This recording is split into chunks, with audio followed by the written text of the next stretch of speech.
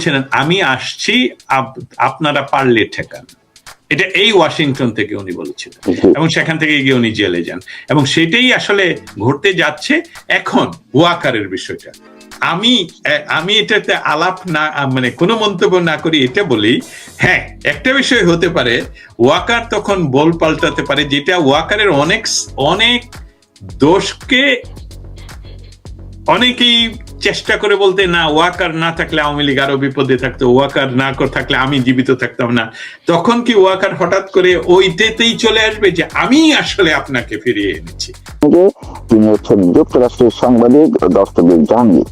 আমি আপনাদের দর্শক যারা আছেন আপনাদের জন্যই আমি তাকে রিকোয়েস্ট করেছি, তিনি ব্যস্ততার মধ্যে আমাকে সময় দিয়েছেন। দেখছিলাম যে আপনার ফেসবুকেও আপনি স্ট্যাটাস দিয়েছেন, আরো অনেকেই দিয়েছেন। তো সেনাবাহিনীর প্রধানের এই নতুন লুক বা যেটা আপনি এত আলোচনা কি আছে, কেন এত আলোচনা, এর ভেতরে কিছু আছে কিনা আপনার মতো করে যদি আপনি একটু বিশ্লেষণ করেন। যে কথাটা আপনি এখন বললেন সেটা কিন্তু আমারই মানসিক একটা প্রশ্ন ছিল, যে তাকে তো আর আমাদের কোনো ধরনের পরীক্ষাগারে নেওয়ার প্রয়োজন নেই যে এটা মৃত সৈনিক, মানে সে মৃত সৈনিক ওই অর্থে বলছি যে এটা স্বাধীনতার পক্ষের নয়, বাংলাদেশের পক্ষের নয়, এবং 5ই অগস্টের মূল সেনা বা মূল যে মাস্টার মাইন্ড যেটা বলছিল অন্যজনকে, আসলে তার সেসবগুলো ফেক। মূল মাস্টার মাইন্ড বা মূল খেলোয়াড় যদি বলেন, এটা হলো এই ব্যক্তি।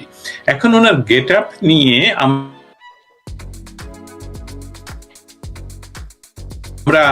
অনেক আলাদা, যেটা আসলে শুনতে চান সেটা আসলে এই পরিবর্তন বাংলাদেশের প্রচলিত সশস্ত্র বাহিনীর কোন ধরনের নিয়ম নীতি বা আইন লঙ্ঘন করলো কিনা সে বিষয়ে আমি আমাকে ক্লিয়ার করে রাখি। আমি এই বিষয়ে বাংলাদেশের বিষয়টা সম্বন্ধে আমি আসলে কিছু জানি না, সেখানে তারা কিভাবে চলে এটা জানি না, কিন্তু নিয়ম নীতির যে প্রাচীন ইতিহাসের 7,500 বছর আগে বেবিলন বা খামুরাফি থেকে, সেটা হলো রীতি। আইন হলো লিখিত পরে, আগে হলো রীতি। রীতিটা কি? তাহলে আমার বাংলাদেশে যখন আমি জন্মগ্রহণ করলাম সেই সময় থেকে আজ পর্যন্ত সেনাবাহিনীর সকল সদস্য আমি বলবো সেনা যারা কর্মকর্তা, তাদেরকে যেভাবে আমি দেখে আসছি, আপনি দেখে আসছেন, বাংলাদেশের মানুষ দেখে আসছে, সেই রীতিতে এটা ভঙ্গন হয়েছে। তাহলে রীতি যদি আইন হয়, তাহলে নিশ্চয়ই এখানে কোনো রীতি ভঙ্গনের কারণ হয়েছে ওনার এই অবয়ব। কারণটা হলো যে সশস্ত্র বাহিনী নিজদেরকে সবসময় যে বিষয়টা করে যে সাধারণ মানুষের থেকে বাইরে রাখে, তারা ইচ্ছা করলেই তাদের গেট আপ অমুক তমুক চেঞ্জ করতে পারে। একটি মৌলিক বিষয় আছে সেখানে, সেটা আমি আমেরিকা থেকে বা ইউরোপ চেকোস্লোভাকিয়া থেকে বলি, সেটা হলো ধর্মীয় কারণ। আপনি ধর্মীয় কারণের কোনো ইয়ে যদি থাকে, সেই রীতি তারা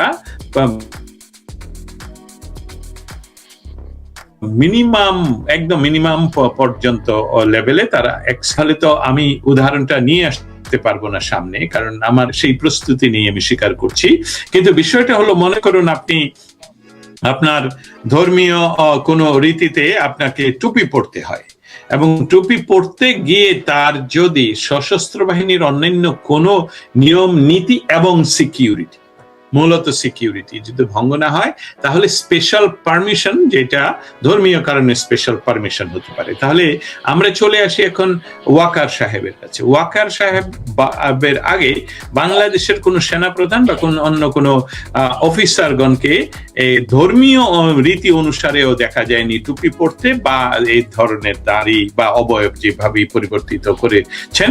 কারণ হলো কি, তাহলে ওই যে সেনার যে রীতি, যে সবাইকে ফিট থাকতে হবে, সবাইকে পরিষ্কার থাকতে হবে, সবাইকে রেডি টু ফাইট থাকতে হবে, সেইটা থেকে দেখা যাচ্ছে যে না, উনি চলে গেছেন অবাস্তব বা পরলৌকিক জীবনের কাছে, যদি আমরা এইভাবে বলি। অনেকেই বলবেন না, দাঁড়িয়ে রাখলেই কি এটা ধর্মীয় হয়ে গেল?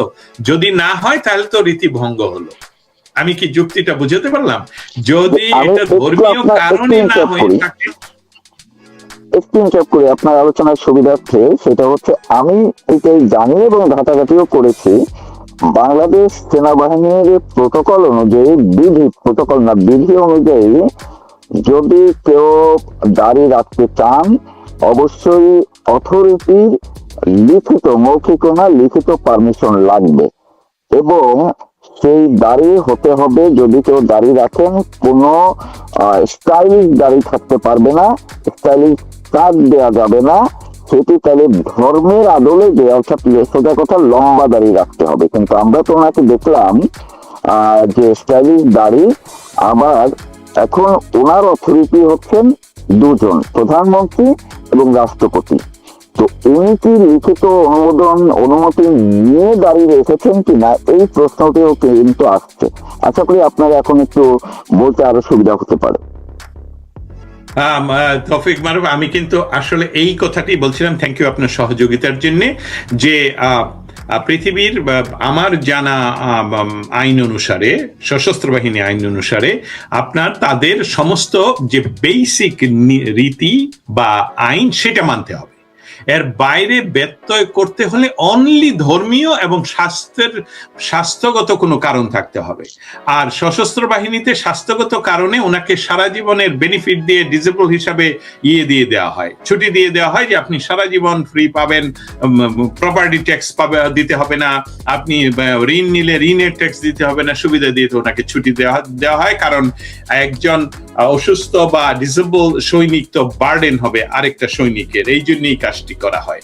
অতএব সেটা আমরা নন সিভিলিয়ানরা যেভাবে আমরা একত্রিত ভাবে বিভিন্ন ভাবে করি, সেখানে আমি বলছি সিভিলিয়ানরা যেভাবে করি, সেখানে নন সিভিলিয়ান আর্মি সেটা করবে না। অতএব আপনার কথাতেই ফিরে যাচ্ছি যে ওনাকে কারণ দর্শাতে হবে যে আমি ধর্মীয় কারণে রাখছি, এবং সেই কারণটা আপনি বলে দিলেন বাংলাদেশের ব্যবস্থাটা। আমি সেটা না জানলেও আনুমানিক ভাবে বলতাম যে উনার যে যার কাছে দায়বদ্ধ, উনি তার কাছে লিখিত আবেদন করবেন এবং প্রমাণ করবেন যে এটা ধর্মীয় কারণের জন্য আমি এই দাড়িটা বা এই চুলটা বা এই নাকটা রাখবো, কাটবো। এর বাইরে কিন্তু কোনো উপায় নেই। অতএব আমরা যদি এটার সারমর্ম করি, তাহলে এই দাড়িটাকে আমরা যদি, আমার কথা যারা শুনছেন তাদের ভিতরে যদি আপনারা কেউ ইমাম থাকেন বা ইসলামী ধর্মের ব্যাখ্যা করতে পারেন, তাহলে আমাদেরকে লিখে নিচে জানাবেন যে এই দাড়িটাকে কোনো ইসলাম ধর্ম অনুসারের কোনো দাড়ি? নিশ্চয়ই নয়, এটা আমার ধারণা। আপনারা সত্যটা বলবেন। যদি উনি ধর্মীয় কারণ হয়ে থাকে, তাহলে এই দাড়ি এটা ধর্মীয় কারণে হচ্ছে না। অতএব উনি যে কাজটা করছেন সেটাকে আমি দায়িত্ব নিয়ে বলে ফেলি যে এটা ওনার একটা রাজনৈতিক চেতনা থেকে উনি করছেন, এবং উনি অনেকটা রিল্যাক্স মুড দেখানোর জন্য। কারণ এখন ওনার কাজ তো শেষ হয়ে গেছে। 5ই অগস্ট সকালবেলার উনি আসলে যে কাজটুকু করেছেন সেটার জন্য তো সেই একটা বিষয়কে উনি যে আমি করতে গিয়েছি, যদি বাঁচি তাহলে হয়ে যাব গাজী, যদি মারা যাই তাহলে হয়ে যাবে শহীদ, ওরা বলবে ওরা শহীদ, সেই কাজটি করেছেন। এবং এর আগে উনি ওনার বক্তৃতা এটাও বলেছেন যে আমি তো প্রেমে পড়িনি, প্রেম আমার উপর পড়েছে। সেই প্রেমের এখন দেখা যাচ্ছে উনি প্রেমে সাকসেস, এবং সেই সাকসেসের পর এখন আমরা দেখতে পাচ্ছি যে উনার এটাকে চাপ দাড়িও বলা যাবে না, এটা হলো আসলেই স্টাইলিশ দাড়ি। এবং আমি এটা বলাটা, অনেকে বলবে যে দস্তগীর ভাই এভাবে কিভাবে বললেন, আমার মনে হচ্ছে একটি রাজনৈতিক, ধর্মীয় রাজনৈতিক গোষ্ঠীর দিকেই মতন করেই এই স্টাইলটা পরিবর্তন করা হলো। অতএব উনি আইন লঙ্ঘন করেছেন, এটা আমরা বলতে পারি। আমি আর কেউ বলছেন, এবং আমার নিজের অভিমত, আমি আমার যে ভিডিওতে আমি সেটি লাইক করে আমি গতকালকে বাংলাদেশ সময় হিসেবে গতকালকে আমি যেটি বলেছি, এবং আমার কাছে মনে হয়েছে যে তিনি কি কোন প্রায়, আপনি যেটা বলছেন এটার উল্টা দিকেরটা আমি একটু ভাবছি, যে উনি কি আসলে আপনি যেটা যে স্বস্তির জায়গা থেকে নাকি কোনো প্রায়শ্চিত্তর জায়গা থেকে? আমরা তো জানি বা দেখি ধর্মের পরিবর্তনটা এমন একটা সময় আছে মানুষের মধ্যে, যদি কোনো অনুতাপ বা বোধ এর পরিবর্তন আসে, প্রায়শ্চিত্তের বোধ আসে, তখন মানুষ হঠাৎ করে, যেহেতু উনি আগে দাড়ি রাখেননি, হঠাৎ করে হজে গেলেন এবং হঠাৎ করেই দাড়ি রাখলেন, তো সেই ক্ষেত্রে উনি কি প্রায়শ্চিত্ত করছেন কিনা, উনি অনুতাপ করছেন কিনা? যেমন আমরা দেখলাম ওনার যারা সময়ে এই আসিফ নজরুল টজরুল সহ যারা এখন হুতাশ করছেন, অনুতপ্ত হচ্ছেন অনেকেই। ওই যে আর একজন কি নাটকের লোক উপদেষ্টা ছিল ফারুকি, কেউ ওইভাবেই ইয়ে করছে, অনুতাপ প্রকাশ করছে। সেরকম কোন অনুতাপের জায়গা থেকে প্রায়শ্চিত্ত করছেন কিনা যে আমি ভুল করেছি, আমি এখন সৃষ্টিকর্তার কাছে একটু মাপ চাই, তার মতো চলতে চাই, নাকি এমন হতে পারে যে এই প্রায়শ্চিত্তর আরো কোনো পরিবর্তন আমরা সামনে দেখতে পারি কিনা? আপনার এইটার সাথে আমার সাথে একমত কিনা, নাকি আপনার দ্বিমত আছে? না, কোনো দ্বিমত নেই। এই জন্য আপনার কথাটা শুনে আমি মাথা নাড়াচ্ছিলাম, একটু ইয়ে করছিলাম। এর কারণটা হলো যে হ্যাঁ, আমি আর আপনি যে কাজটুকু করছি এটাই নিয়ম, আমাদের ট্রাই এন্ড এরর করে রেজাল্ট বের করতে হবে। আমি বলছি প্রায়শ্চিত্ত করে নয়, ওনার রিল্যাক্স মনোভাব। আপনি অবশ্যই আপনার এই ধারণা এবং আরো হাজার জনের ধারণা হবে এটা কি প্রায়শ্চিত্ত ইয়ে কিনা। তবে আমি আমার এটাতে একটু ডিফেন্ড করতে চাই এই কারণে, আপনি লক্ষ্য করবেন 5ই অগস্টের বিকাল বেলায় উনি কিন্তু বলেছেন, প্রথম যে লাইনটুকু বলেছেন যে কোন রাজনৈতিক দল, উনি বলছেন কি আমিরে জামাতের আমিরকে আমরা এইভাবে বলি না, উনি যেভাবে বলছেন এটা জামাতের এরাই বলে। আচ্ছা, এটা একটা। আরেকটা বিষয় হলো, একটু আগে আমি বলছি আর রিপিট করতে চাইনি, 3রা অগস্ট উনি কি করেছেন। তার পরবর্তীতে হলো আপনি প্রায়শ্চিত্তের জায়গায় কিন্তু যদি আপনি যান সংশয়ের জায়গায় যে আমি ভুল করে ফেলেছি, তাহলে উনি যেটা দ্রুততম সময়ে হয়তো বা করতেন সেটা হতো হয় চেষ্টা করতেন তারেক জিয়ার কাছ থেকে এক্সটেনশন নিয়ে সময় বাড়ানো, সেটা একটা, যেটা আমি এখনো পর্যন্ত আমি অস্বীকার করছি না যে গোপনে করছেন না, বাট আমরা দৃশ্যমান দেখছি না।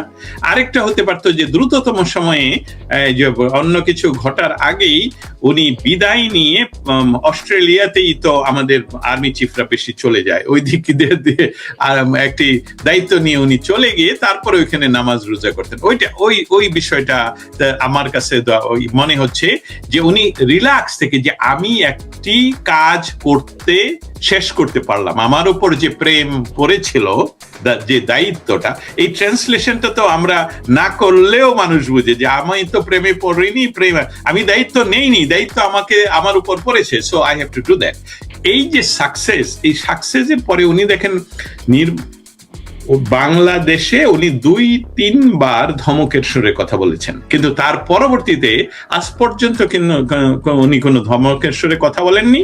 এবং একটা নির্বাচিত সরকারকে পাহারা দেওয়ার জন্য এখনো পর্যন্ত রাস্তায় আর্মি থাকতে হবে, এটা তো বাংলাদেশে এটা অভ্যস্ত নয়, পৃথিবীর কোথাও অভ্যস্ত নয়। অতএব সার্বিকভাবে আমি বলবো, আপনি যে চিন্তাটা করছেন, আই টেক ইট, ওটা ট্রাই করার জন্য, এরর খুঁজে বের করার জন্য, ওইটাও হয়তো। কিন্তু আমি আমার এটাতে এখনো ডিফেন্ড করছি এই যে উনি স্বস্তির নিঃশ্বাসে, যে শেখ হাসিনা, এই যে তাদের ভারত প্রীতি, এই যে তাদের জামায়াতের প্রতি অপ্রীতি, এই সার্বিকভাবে, এবং বাংলাদেশি জাতীয়তাবাদ, জিয়াউর রহমান বাংলাদেশি জাতীয়তাবাদের কথা বলছি, বাঙালি জাতীয়তাবাদের উন্মেষ তো বঙ্গবন্ধু করেছেন, হ্যাঁ, সেইটার যে তার প্রতি যে আনুগত্য, সার্বিকভাবেই আমি মনে করছি উনি তৃপ্তির ঢেকুর তুলছেন। এবং কিছুদিন আগে উনি এখানে এসেছিলেন জর্জিয়াতে, আমাদের ইউনাইটেড স্টেটস এর অঙ্গ রাষ্ট্র। আমি এই শব্দটা অন্যদিন আপনার টকশোতে বলবো। আমাদের এখানে রাজ্য নেই, অতএব আমরা যারা সাংবাদিকরা সবসময় লিখি আমেরিকার অঙ্গরাজ্য, এটা হবে ব্রিটেনের অঙ্গরাজ্য। ব্রিটেন হলো যুক্তরাজ্য আর আমরা হলাম যুক্তরাষ্ট্র। বাংলাদেশের প্রথম আলো সহ সবাই, এমনকি আমার সাথে সিনিয়র সাংবাদিকরা বলছে এটা প্রচলিত হয়ে গেছে, আমরা বলি যে নিউ জার্সি অঙ্গরাজ্যে, না, এটা রাষ্ট্র, উই আর যুক্তরাষ্ট্র। সো জর্জিয়া অঙ্গরাষ্ট্রে উনি এসেছিলেন একজন বাংলাদেশি, হাফ বাংলাদেশি বংশোদ্ভূত, মানে উনি হয় বাবা নয় মা, উনি একজন লোকাল সিনেটর, মানে জর্জিয়া অঙ্গরাষ্ট্রের সিনেটর। এবং উনি আমাদের জানা মতে উনি বাংলাদেশে কট্টর মুসলিম সাপোর্ট উনি করেন, তার কাছে অতিথি হয়ে উনি জর্জিয়াতে ছিলেন। আমাদের সাথে যারা সাংবাদিকরা যুক্ত তারা অনেক চেষ্টা করেছিলেন ওনার সেই সিনেটরের মাধ্যমেই তা ওনার সাথে কথা বলার বা দেখার, সেটা সম্ভব হয়নি। উনি সেখানে কি করেছেন আমরা কিছুই জানিনি। তবে শেষ কথা হলো, আমি দস্তগীর জাহাঙ্গীর মনে করছি উনি তৃপ্তির ঢেকুর তুলছেন, কিন্তু এটা আইন লঙ্ঘন করেছেন, সেটাই কথা। তার মানে আপনি যদি তৃপ্তির ঢেকুর বা স্বস্তির বহিঃপ্রকাশ হিসাবে ওনার যেটা পরিবর্তনের আর তাকেই আপনি ঠিক রাখতে চান, তাইলে তো মাত্র দুদিন আগে বাংলাদেশ আওয়ামী লীগের সাধারণ সম্পাদক ওবায়দুল কাদেরের যে কথা নিয়ে এত প্রতিক্রিয়া হচ্ছে, তাইলে তো ওনার কথা, এটা আমরাও আগে বলেছি, সেই জায়গাটাই তো মনে হয় যাচ্ছি যে আসলেই ওনাকে যখন নিয়োগ দেওয়া হয়েছে সেই জায়গাটিতে আসলে তাহলে একটা ভুলের। আমি এইভাবে বাংলাদেশ আওয়ামী লীগের সাধারণ সম্পাদক যেভাবে কথা বলেছেন, এটার দায় দায়িত্ব ওনাকেই নিতে হবে। এসবগুলো রাজনৈতিক কথা, রাজনৈতিক বক্তব্য। আমি সাংবাদিক হিসাবে, আপনি সাংবাদিক হিসাবে, আমরা যে কথাটা বলছি গত 24 মাসে, আমরা কিন্তু প্রথম থেকে বলেছি, আমরা আঙ্গুল তুলে বলেছি ওয়াকার সাহেব দায়ী, ওয়াকার সাহেব দায়ী। এখন ওনারা রাজনীতির যে ক্ষমতার বলয়ের ভিতরে ওনারা কেন করেছেন সেটা বললেই উনি পার পেয়ে যাবেন। উনি এখন ওনাদের লিডারকে দায়িত্ব দিয়ে উনি বলবেন যে আমি হলে করতাম না। No no no no, we don't take it, we really don't take it. আমরা বলি সাদা কালো, আমরা বলছি ওয়াকার সাহেব এটা ঘটিয়েছেন। আপনারা কিন্তু ওয়াকার সাহেবকে ওয়াক আউট করতে দিয়েছেন, যে আপনাদেরকে বাঁচিয়েছেন অনেক আওয়ামী লীগ, আপনারা নিজেরা সাপোর্ট করেছেন, বলেছেন গত 24 মাস যে উনি থাকাতে অনেকেই নাকি জীবন বেঁচে গেছে। আমরা সাংবাদিকেরা, আমি দস্তগীর জাহাঙ্গীর, এমনকি স্টেট ডিপার্টমেন্ট, হোয়াইট হাউস এবং আপনার টক শোতে বারবার বলেছি ওয়াকার ইজ মেইন। ওয়াকার যদি চক্ষু বন্ধ করে বলতেন যে বাংলাদেশে কোনো এই ধরনের সন্ত্রাসী কার্যকলাপ হবে না, তাহলে হতো না, একদমই হতো না। অতএব আপনারা এখন যার কথা বলছেন, আপনারা এখন কাদা ছোড়াছড়ি করার চেষ্টা করবেন, সেটা হবে না। আরেকটি কথা, শেখ হাসিনার একা নিজেই উনি ডেকে এনে ওই পদে বসিয়ে দিলেন, এটারই বা প্রমাণ কি? আপনারা যে সম্মিলিত ভাবে একটি প্রেসার ক্রিয়েট করেননি, এবং আপনারা যে বলেননি যে বেস্ট অফ দ্য বেস্ট হলো, কারণ আপনারা যখন, আমি কথাটুকু বলতে চাই আপনার ওই শোতে, আপনারা যখন এমপি নির্বাচনের জন্য মানুষ খোঁজ করেন, আমরা জানি যে সবগুলো থেকে আপনারা কি করেছিলেন, আমরা সব জানি। আপনারা যখন সংরক্ষিত আসনের এমপি নির্বাচনের জন্য করেন, আমি স্পেশালি বলছি বাংলাদেশ আওয়ামী লীগের সাধারণ সম্পাদক যে কথা বলেছেন তার এগেনস্টে, আপনারা কি করেছেন? আমাদের কাছে নথিপত্র, ডকুমেন্ট সহ আছে। কিন্তু এখন আপনি বলবেন যে প্রধান সেনাপতি এবং রাষ্ট্রপতি, তাহলে আপনি বাংলাদেশ আওয়ামী লীগের সাধারণ সম্পাদক হিসেবে কেন সেদিন বলেননি যে নেত্রী আপনি ভুল করছেন, আমি এটার সাথে একমত নই? এটা বলা উচিত। এটা না বলতে পারা আপনার অক্ষমতা এবং অদক্ষতা। সেই দিনই আপনার পদত্যাগ করে, এমনকি আপনি যদি এটার সাথে এমনই অমিল হতো যে আমি দেখতে পাচ্ছি যে এদেরকে আপনি এই পদে বসালে আমরা ক্ষমতাচ্যুত হব, বাংলাদেশ বিচ্যুত হবে শান্তির পথ থেকে, তাহলে আপনি এমনকি আওয়ামী লীগ থেকে পদত্যাগ করা উচিত ছিল।